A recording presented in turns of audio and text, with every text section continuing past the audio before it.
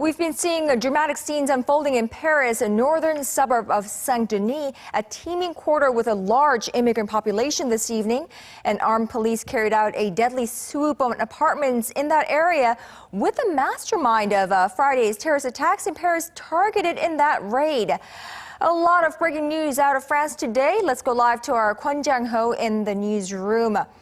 Chang-ho, first, we've been getting reports that police took two suspects out from that raid just in the nick of time as they were moments away from carrying out another terror attack. Yes, good evening, Connyoung. That's right. As you mentioned, 2 deaths have been confirmed by the French authorities, as well as 7 people arrested. The police operations officially concluded about 2 hours ago, and details are still emerging. Of the 2 who died, one is said to have been a woman who killed herself by detonating a suicide belt. The other was reportedly killed by a grenade. There were earlier reports of a bystander who was thought to have died, but that doesn't seem to be the case anymore. The French police have said that 5 police officers have suffered slight injuries.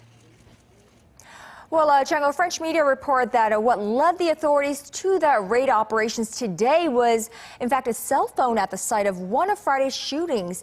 Well, the fruit of those raids is a developed understanding of a spiderweb network of, infestation, if you will, of terror attacks, leading them to a second team of equal manpower, firepower, and explosive power to one on Friday.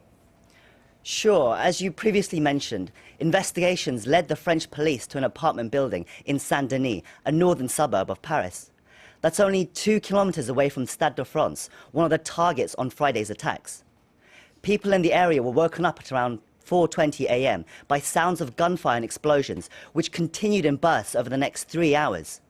The police were said to have faced more resistance than they expected, and quickly SWAT teams and military reinforcements were brought in.